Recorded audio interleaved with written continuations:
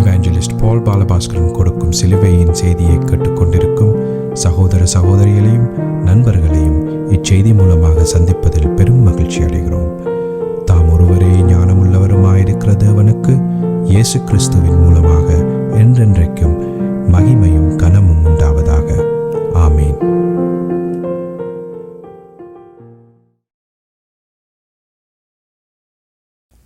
நான் பால் பாலபாஸ்கரன். நான் ஒரு இவாஞ்சலிஸ்ட். சிலுவையின் செய்தி என்ற இந்த நிகழ்ச்சியில் என் சகோதரர்கள், என் சகோதரிகள், என் நண்பர்கள் எல்லோரையும் மறுபடியும் சந்திப்பதில் நான் பெரும் மகிழ்ச்சி அடைகிறேன். இந்த அருமையான நேரத்தை கர்த்தராகிய இயேசு கிறிஸ்து எங்களுக்கு ஒதுக்கி தந்திருக்கிறார். இந்த நேரத்தில் கர்த்தருடைய வேத வார்த்தைகளை உங்களோடு பகிர்ந்து கொள்வது எனக்கு மிகுந்த சந்தோஷத்தை அளிக்கிறது என்ற உண்மையை நீங்கள் அறிந்து கொள்ள வேண்டும். கர்த்தருடைய வார்த்தை என சொல்லப்படும் பொழுது ஒவ்வொரு முறையும் நான் இதை நினைப்பூட்ட வேண்டியவனாக இருக்கிறேன். ஏனென்று சொன்னால் அதில் நிச்சயமாக ஒரு காரணம் இருக்கிறது. எந்த காலத்திலும் கர்த்தருடைய வேத வார்த்தை சிலுவையில் அறையப்பட்ட இயேசு கிறிஸ்துவையே பிரகடனப்படுத்துகிறது என்ற உண்மையை நாம் தெளிவாக அறிந்து அதனை நம்முடைய இருதயத்தில் நிலைநாட்டி வைத்திருக்க வேண்டும்.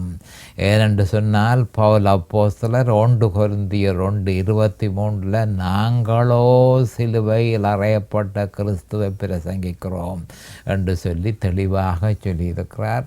அவர் சிலுவையில் அறையப்பட்ட இயேசு கிறிஸ்து தான் சுவிசேஷம் என்பதையும், சிலுவையில் அறையப்பட்ட இயேசு கிறிஸ்து தான் மனுஷர்களுக்கு விடுதலை கொடுக்கிறது என்பதையும், ரட்சிப்பை கொடுக்கிறது என்பதையும், பரிசுத்தத்தை கொடுக்கிறது என்பதனையும், மற்றும் சகல ஆசீர்வாதங்களையும் பெற்றுக் கொடுக்கிறது என்பதையும் நாம் தெளிவாக அறிந்திருக்க வேண்டும். இப்பொழுது நாம் வேத வார்த்தைக்கு செல்வோம். ரோமர் 7:22 உள்ளான மனுஷனுக்கேற்றபடி தேவனுடைய நியாய பிரமாணத்தின் மேல் பிரியமாயிருக்கிறேன். பவுல் அப்போஸ்தலர் தெளிவாக சொல்லுகிறார், எனக்கு உள்ளுக்குள்ளே இருக்கிற மனுஷன் அவன் ரட்சிக்கப்பட்டவன். இயேசு கிறிஸ்துவை ஏற்றுக்கொண்ட பொழுது அவன் அந்த பாவத்தில் இருந்து விடுதலை பெற்றவன். அந்த உள்ளான மனுஷன் எந்த நேரமும் தேவனுக்கேற்றவைகளை செய்வதில்லை, அவன் பிரியமாயிருக்கிறான். ஆனால் எனக்கோ பல்வேறு விதமான பிரச்சனைகள் இருக்கிறது. எப்படி இந்த தேவனுக்கேற்றவைகளை எப்படி செய்து முடிக்கிறது? என்னுடைய சொந்த பலத்தினாலே அதை செய்ய முடியாமல் இருக்கிறேனே. அதை செய்ய என்று நான் வெளிக்கிட்டு நன்மை செய்ய போய் கடைசியிலே தீமையிலேயே முடிகிறது என்று சொல்லி தன்னுடைய அங்கலாய்ப்பை ரோமர் 7:24 தெளிவாக அவர் சொல்லியிருக்கிறார். ஒவ்வொரு தரம் அதனை அறிந்து கொள்ள வேண்டும். இப்போ ரோமர் 7:24 அவர் சொல்லியிருக்கிறது நம்ம அது என்று சொன்னால் கவனமாக பார்த்து கொள்ளுங்கள். 7:24 நிர்பந்தமான மனுஷன் நான் இந்த மரண சரீரத்தில் நின்று யார் என்ன விடுதலையாக்குவார் என்று சொல்லி தன்னுடைய அங்கலாப்பை தெரிவித்த அவர் அதே நேரம் தன்னுடைய நிலைமையும் நமக்கு தெளிவாக சொல்லியிருக்கிறார்.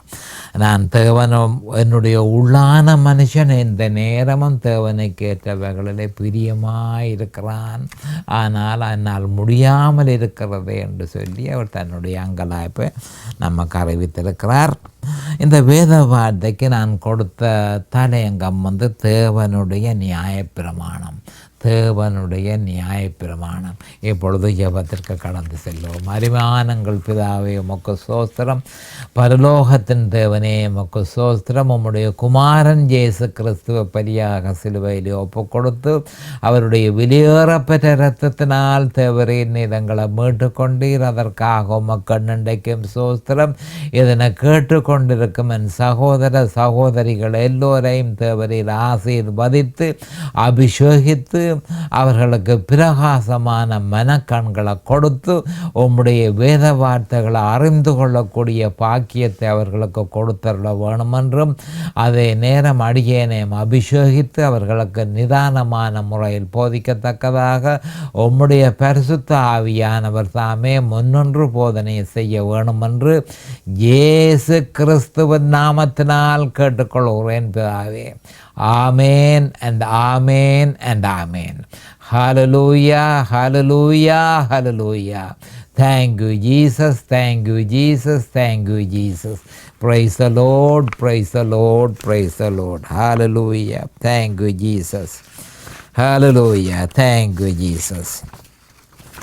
அப்போ கடந்த செய்தியில் நான் குறிப்பாக உங்களுக்கு சொல்லியிருந்தேன் என்ன மாதிரி என்று சொன்னால், நம்முடைய பிரமாணங்களினால், நம்முடைய கற்பனைகளால், நம்முடைய கட்டளைகளினால், நம்முடைய சுயபலத்தினால் தேவனுக்கேற்றபடி வாழ முடியுமானால் கிறிஸ்து சிலுவையில் மரித்தது வீண் என்று நான் உங்களுக்கு சொல்லியிருந்தேன். அப்போ ஒவ்வொரு கிறிஸ்தவனும் இந்த ஒரு விஷயத்தில் தான் தாராளமாக இந்த பாரிய உண்மையை அநேகமான கிறிஸ்தவர்கள் உதாசீனம் செய்கிறார்கள்.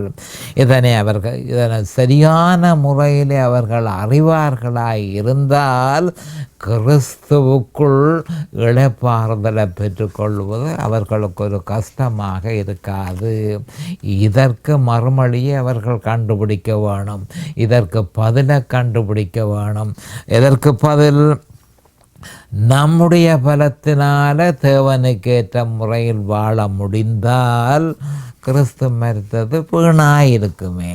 அப்போ இதனை நல்ல தெளிவாக அவர்கள் பரிசீலனை செய்து அதற்கு உரிய பதிலை அவர்கள் பெற்றுக்கொள்வார்களாக இருந்தால் இலகுவாக ஜெயம் கொண்ட கிறிஸ்தவ வாழ்க்கை அவர்களால் வாழ முடியும் என்பதை நாம் தெளிவாக அறிந்திருக்க வேண்டும்.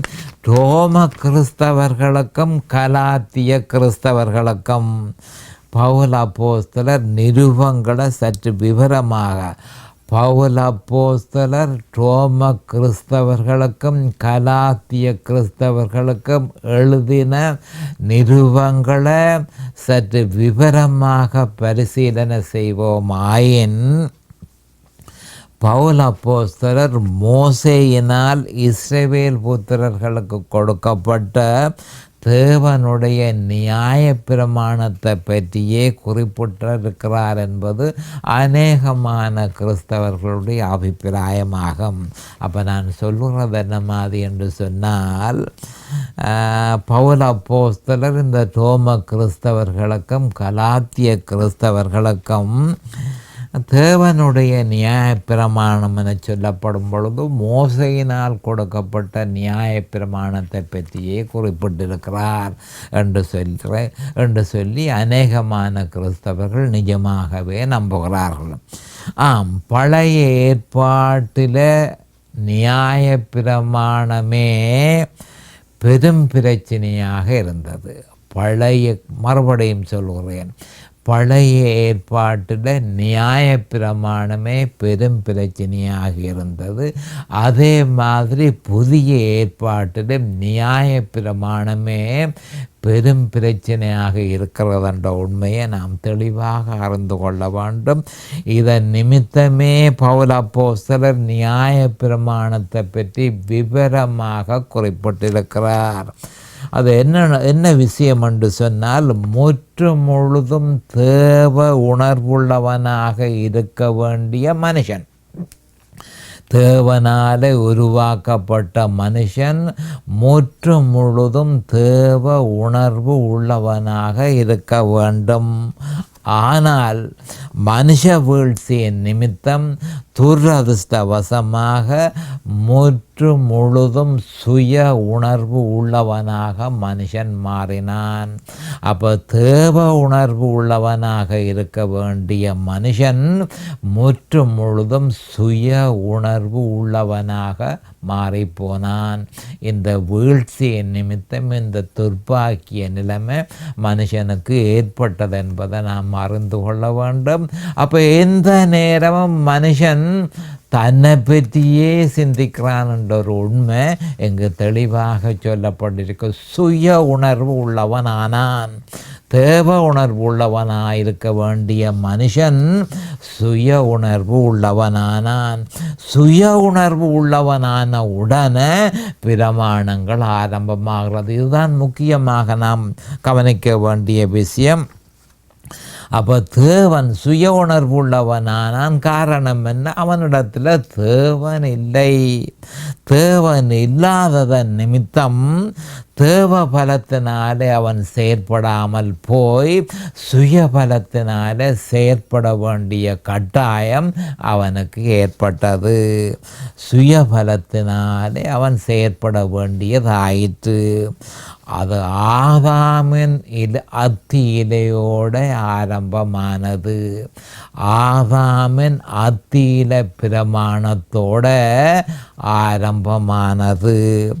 அந்த துர்ப்பாக்கிய நிலைமை இன்றைக்கும் தொடருகிறதென்ற உண்மையை நாம் அறிந்து கொள்ள வேண்டும். மனுஷன் சுயபலத்தினால தேவனுடைய பலம் அவனுக்கு இல்லாதபடியினால் அவன் சுயபலத்தை நாட வேண்டியதாக இருந்தது. இந்த சுயபலத்தை எப்போ அவன் ஆரம்பித்தான் என்று சொன்னால் ஆதாமினுடைய அத்தியில பிரமாணத்தோடைய அவன் ஆரம்பித்தான். இன்னும் அந்த பிரமாணம் தொடர்ந்து கொண்டே இருக்கு. மனுஷன் இடவிடாமல் அத்தியில பிரமாணங்களை உருவாக்கி அதனை நடைமுறைப்படுத்த அவன் முயற்சி செய்கிறான் என்ற உண்மையை நாம் அறிந்து கொள்ள வேண்டும். இதற்கு காரணம் என்ன?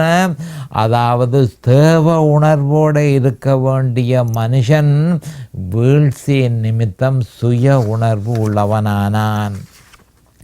அதே மாதிரி கிறிஸ்தவர்களும் தம்முடைய சுய பலத்தினால அப்போ ரட்சிக்கப்படாத மனுஷர்கள் தான் அத்தியில பிரமாணத்தை பின்தொடர்கிறார்கள் என்பதல்ல. கிறிஸ்தவர்களும் தம்முடைய தேவனுக்கேற்ற முறையில் எப்படி வாழ்கிறதென்ற உண்மை அவர்கள் அறியாவிட்டால் அவர்களும் அத்தியில பிரமாணத்தை தொடருவதை தவிர வேறு எந்த வழியும் இல்லை. அப்போ தம்முடைய சுய பலத்தினாலே அவர்களும் பிரமாணங்களை உருவாக்கி தேவனுடைய பிரமாணங்களையும் அதனோடு இணைத்து அவற்றை கிரியைகளாக்கி தம்முடைய கிறிஸ்தவ வாழ்க்கையை வாழ முயற்சிக்கிறார்கள் என்ற ஒரு உண்மையை நாம் அறிந்து கொள்ள வேண்டும். இது கிறிஸ்தவர்களுடைய பிரச்சனை. தேவனுக்கேற்ற முறையை அவர்கள் அறியவில்லை என்று சொன்னால் அவர்களும் பிரமாணத்தை உருவாக்குகிறார்கள், தேவனுடைய பிரமாணத்தை அதோட கலக்கிறார்கள். ரெண்டையும் செய்ய அவர்கள் முயற்சிக்கிறார்கள். இவைகள் எல்லாவற்றையும் சேர்த்தே நியாய பிரமாணம் என பவுல் அப்போஸ்தலர் புறஜாதிகளான ரோமருக்கும் புறஜாதிகளான கலாத்திய கிறிஸ்தவர்களுக்கும் அறிவித்தார். பரிசுத்த ஆவியானவர் இப்போ என்ன சொல்கிறார் என்று சொன்னால் நியாய பிரமாணத்தினாலே ஒரு பொழுதும் சாத்தியப்பட போகிறது இல்லை என்பதை பவுல் அப்போஸ்தலர் எப்படி சொல்லியிருக்கிறார் என்று சொன்னால் ரோமர் 8:10 ஏன் கிறிஸ்தவர்களால் செய்ய முடியாமல் இருக்கிறது? அப்போ ரட்சிக்கப்படாதவர்களை பொறுத்தளவில் அவர்கள் அத்தியிலே பிரமாணங்களை அவர்கள் பின்தொடர்கிறார்கள். ஆனால் கிறிஸ்தவர்கள் அப்படி இருக்க வேண்டிய அவசரம் இல்லை. ஆனால் கிறிஸ்தவர்களால் அதாவது அந்த வழியை அவர்கள் தேவனுக்கேற்ற முறையில் வாழுகிற வழியை அறியாதபடியினால் அவர்களும் அத்தியிலே பிரமாணத்தை தொடருகிறார்கள் என்பதை நான் உங்களுக்கு சொல்லியிருந்தேன். ஆனால் பரிசுத்த ஆவியானவர் அது ஒரு பொழுதும் சாத்தியப்படாது. அதுக்கு காரணம் என்ன என்பதை ரோமர் 8:10 அவர் சொல்லியிருக்கிறார். மேலும் கிறிஸ்து உங்களில் இருந்தால் நீங்கள் ரட்சிக்கப்பட்டிருப்பீர்களாய் இருந்தால் சரீரமானது பாவத்தின் நிமித்தம் மரித்ததாயும் நீதியின் நிமித்தம் ஜீவனுள்ளதாயும் இருக்கும். திருப்பி மறுபடியும் வாசிக்கிறேன். மேலும் கிறிஸ்து உங்களில் இருந்தால் சரீரமானது பாவத்தின் நிமித்தம் மரித்ததாயும் ஆவியானது நீதியின் நிமித்தம் ஜீவனுள்ளதாயும் இருக்கும் என்று சொல்லி ரோமர் 8:10 சொல்லப்பட்டிருக்கு. அப்போ என்ன அவர் சொல்லியிருக்கிறார் என்று சொன்னால், சரீரமானது கிறிஸ்தவர்களில் பாவத்தின் நிமித்தம் மரித்து போயிருக்கிறபடியினால் அந்த மரித்திருக்கிற சரீரத்தினால ஒரு பொழுதும் தேவனுக்கேற்ற முறையில் வாழ முடியாது என்பதை தெளிவாக சொல்லியிருக்கிறார். ஆவி ஜீவன் உள்ளதாக இருக்கிறது, ஆனால் சரீரமோ பாவத்தின் நிமித்தம் மரித்திருக்கிறது. மரித்திருக்கிற சரீரத்தினாலே ஒரு பொழுதும் தேவனுக்கேற்ற முறையில் வாழ முடியாது, தேவனுடைய பிரமாணங்களை நிறைவேற்றவும் முடியாதுன்ற உண்மையை நாம் தெளிவாக அறிந்திருக்க வேண்டும். அப்போ மனுஷ வீழ்ச்சியின் நிமித்தம் நம்முடைய சரீரம் செயலற்று போயிருக்கிறது. அப்போ கிறிஸ்தவர்களாகிய நாம் மரித்து போயிருக்கிற சரீர அங்கங்களை நம்பி அவற்றினுடைய உதவியினால தேவனுக்கேற்றபடி வாழ முடியும் என்று சொல்லி ஒரு காலமும் நினைக்க முடியாது. அது ஒரு பொழுதும் சாத்தியமாகாது. ஏனென்றால் மரித்து போயிருக்கிற சரீர அங்கத்தை கிறிஸ்தவர்கள் உடையவர்களாக இருக்கிறார்கள் என்பதை அவர்கள் அறிந்து கொள்ள வேண்டும். அப்போ மனோபலம், அப்போ இந்த கட்டத்தில் என்ன மாதிரி என்று சொன்னால், மனோபலம் என்று சொல்லிக்க அதை மனதின் பிரமாணம் என்று சொல்லுகிறோம் ரோமர் 7:23. அப்போ மனதின் பிரமாணத்தின் மூலம் மனோபலத்தின் மூலம் சரீர அங்கங்களை இயக்கி தேவனுக்கேற்ற வாழ்க்கையை நடத்த ஒரு பொழுதும் முடியாது. அப்போ மனோபலத்தின் மூலம் சரீரத்தின் அங்கங்கள் எல்லாவற்றையும் இயக்க முடியாது. மனோபலம் விருப்பம் உள்ளதாக இருக்கும், மனதின் பிரமாணம் விருப்பம் உள்ளதாக இருக்கும். அந்த விருப்பம் மட்டும் காணாது, அந்த விருப்பம் மட்டும் அங்கங்களை இயக்க முடியாது என்ற ஒரு உண்மையை நாம் அறிந்திருக்க வேணும். அப்போ அதன் மூலம் தேவனுக்கேற்ற முறையில் நடக்கவும் முடியாதென்ற உண்மையை நாம் அறிந்திருக்க வேண்டும். அப்படி வாழ முற்பட்டால் அந்த பாவம், அதாவது என்ன நான் சொல்கிறேன் என்று சொன்னால், மனதின் பிரமாணத்தின்படி சரீர அங்கங்களை இயக்கி வாழ ஒரு கிறிஸ்தவன் முயற்சி செய்வானாயிருந்தால் அந்த பாவம் மரணம் என்ற பிரமாணம் சரீர அங்கத்தின் ஊடாக செயல்பட்டு உடனடியாகவே கிறிஸ்தவர்களாகிய நம்மை சிறப்படுத்துகிறதென்ற உண்மையை நாம் அறிந்து கொள்ள வேண்டும். அப்போ சரீரத்தினால் செயற்பட வழிகிட்டால் உடனடியாக பாவம் மரணம் என்ற பிரமாணம், அங்கங்களில் இருக்கிற பாவம் மரணம் என்ற பிரமாணம் நம்மை சிறப்படுத்துகிறதென்ற உண்மையை நாம் தெளிவாக அறிந்திருக்க வேண்டும். இது பற்றி பவுல் அப்போஸ்தலர் தன்னுடைய சொந்த அனுபவத்தை பிரஸ்தாபிக்கையில் கவனமாக கேட்டுக்கொள்ளுங்கள். ரோமர் 7:22-24 தனக்கு ஏற்பட்ட சொந்த அனுபவத்தை பவுல் அப்போஸ்தலர் சொல்லியிருக்கிறது. ஒவ்வொரு கிறிஸ்தவர்களும் கவனமாக கவனிக்க வேண்டும். உள்ளான மனுஷனுக்கேற்றபடி தேவனுடைய நியாய பிரமாணத்தில் மேல் பிரியமாயிருக்கிறேன். ஆகிலும் என் மனதின் பிரமாணத்துக்கு விரோதமாக போராடுகிற வேறொரு பிரமாணத்தை என் அவயவங்களில் இருக்க காண்கிறேன். அது என் அவயவங்களில் உண்டாயிருக்கிற பாவ பிரமாணத்துக்கு என்னை சிறையாக்கி கொள்கிறது. நிர்பந்தமான மனுஷன் நான். இந்த மரண சரீரத்தில் நின்று யார் என்னை விடுதலையாக்குவார் என்று சொல்லி பவுல் அப்போஸ்தலர் விசனப்படுவதை நாம் காணக்கூடியதாக இருக்கிறது.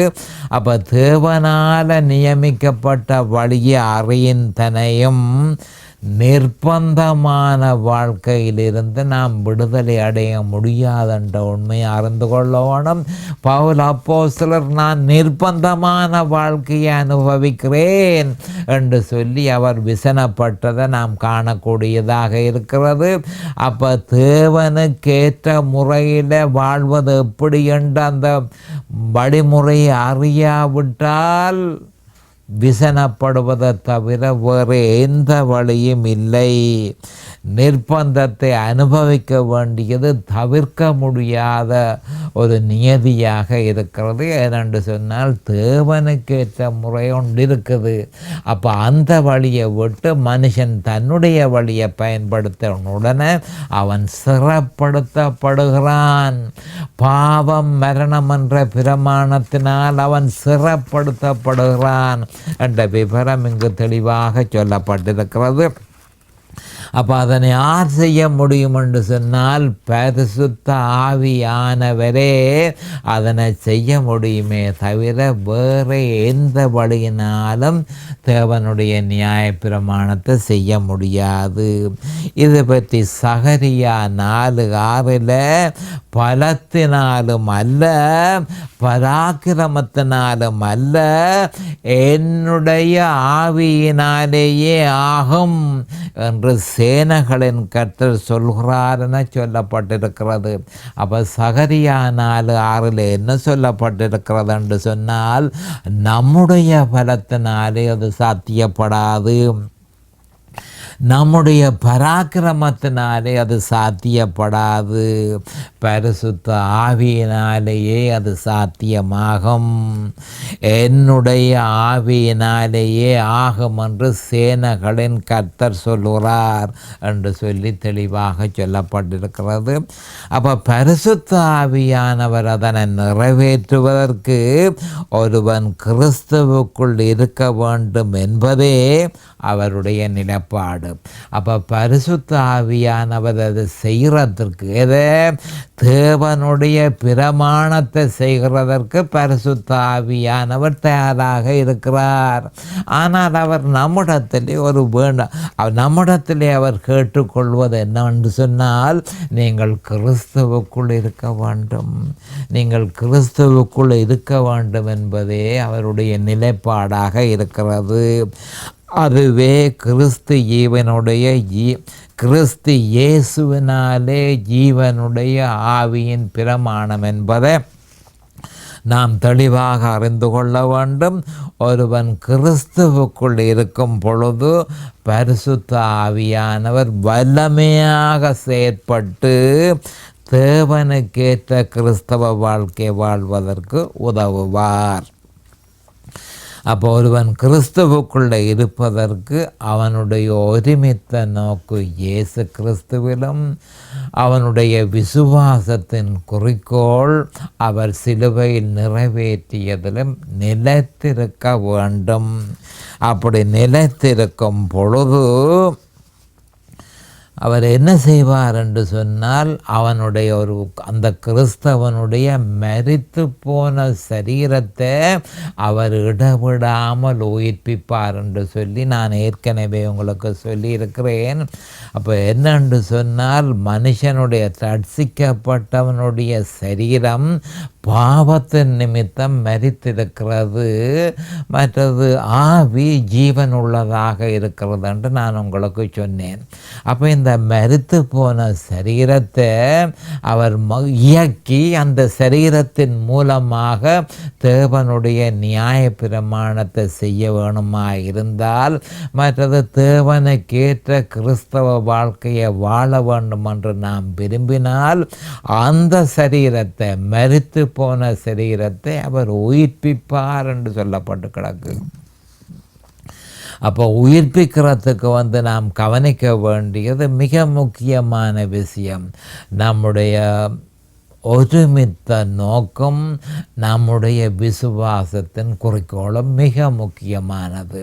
அப்போ ஒருமித்த நோக்கு இயேசு கிறிஸ்துவிலையும் விசுவாசத்தின் குறிக்கோள் அவர் சிலுவை நிறைவேற்றியதிலும் நிலைத்திருக்குமாய் இருந்தால் நமக்கு பலம் கிடைக்கிறது.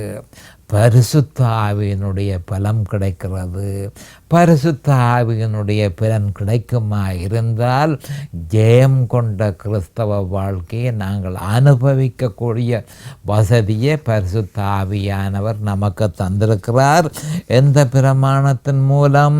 கிறிஸ்து இயேசுவினாலே இவனுடைய ஆவியின் பிரமாணத்தை கடைப்பிடித்தால் மட்டுமே அது சாத்தியமாகும். இல்லையோ அது சாத்தியப்படாது என்பதை நாம் அறிந்து கொள்ள வேண்டும்.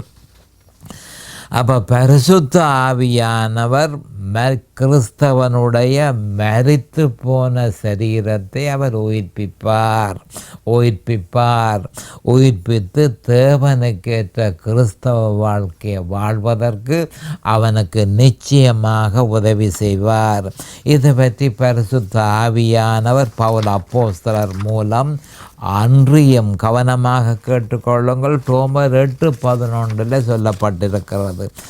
அன்றியும் இயேசுவை மரித்தோரிலிருந்து எழுப்பினவருடைய ஆவி உங்களில் வாசமாயிருந்தால், கிறிஸ்துவ மரித்தோரிலிருந்து எழுப்பினவர் உங்களில் வாசமாயிருக்கிற தம்முடைய ஆவியினாலே சாவுக்கேதுவான உங்கள் சரீரங்களையும் உயிர்ப்பிப்பார் என்று தெளிவாக சொல்லப்பட்டிருக்கிறது.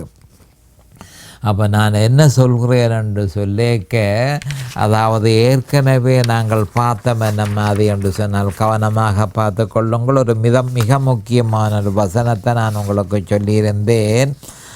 அது எப்படி என்று சொன்னால், அதாவது நாங்கள் தேவனுடைய இயேசு கிறிஸ்துவை ஏற்றுக்கொண்டவுடன் என்ன நடக்குதுன்னு நான் உங்களுக்கு விவரமாக சொன்னேன். நம்முடைய சரீரம் பாவத்தினால் மரித்திருக்கிறதுன்றதையும் நம்முடைய ஆவி ஜீவனுள்ளதாக இருக்கிறதையும் நான் உங்களுக்கு சொல்லியிருந்தேன். ரோமர் 8:10 இதை பற்றி சொல்லப்பட்டிருக்கிறது. அப்போ கவனிக்க வேண்டிய விஷயம் என்னென்று சொன்னால், மரித்த சரீரத்தை உடையவர்களாக இருக்கிறோம்.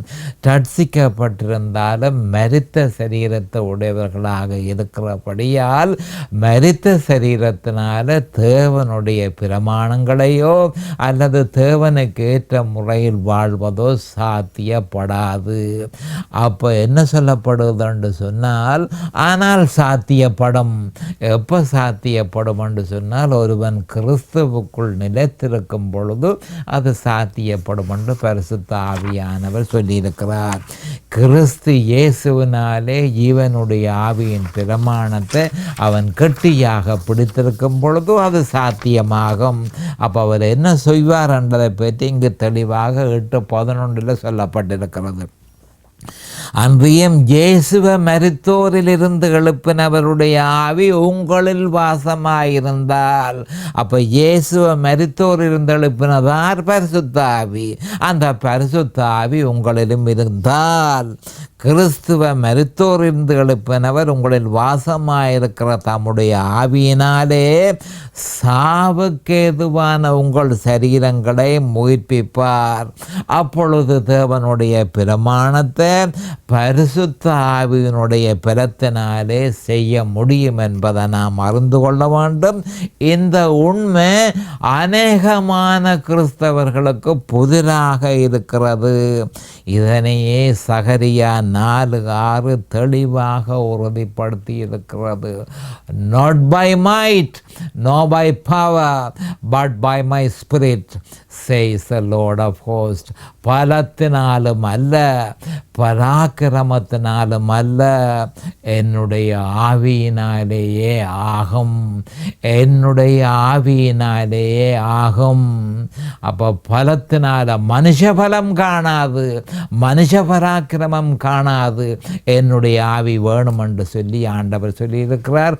நேரம் சமீபமாகிவிட்டது. அடுத்த செய்தியில் நான் உங்களை சந்திக்கும் வரை கர்த்தராகிய இயேசு கிறிஸ்துவின் நாமத்தினால் நான் உங்களை ஆசீர்வதிக்கிறேன். அவருடைய கிருபையும் அவருடைய இரக்கமும் உங்களுக்கு தாராளமாக கிடைப்பதாக இயேசுவின் நாமத்தில் பரிசுத்த பிதாவே. ஆமேன் அண்ட் ஆமேன் அண்ட் ஆமேன். இந்த சிலுவையின் செய்தியை கேட்பவர்கள் அதன் ஆவிக்குரிய பலனை பூரணமாக அடைய வேண்டும் என்பதே நம்முடைய பிரார்த்தனையாகும். தொலைபேசி மூலம் தொடர்பு கொள்ள விரும்புவோர் 647-465-1224 மூலமும், இமெயில் மூலம் தொடர்பு கொள்ள விரும்புவோர் paulbalabhaskaran@gmail.com மூலமும் தொடர்பு கொள்ளலாம்.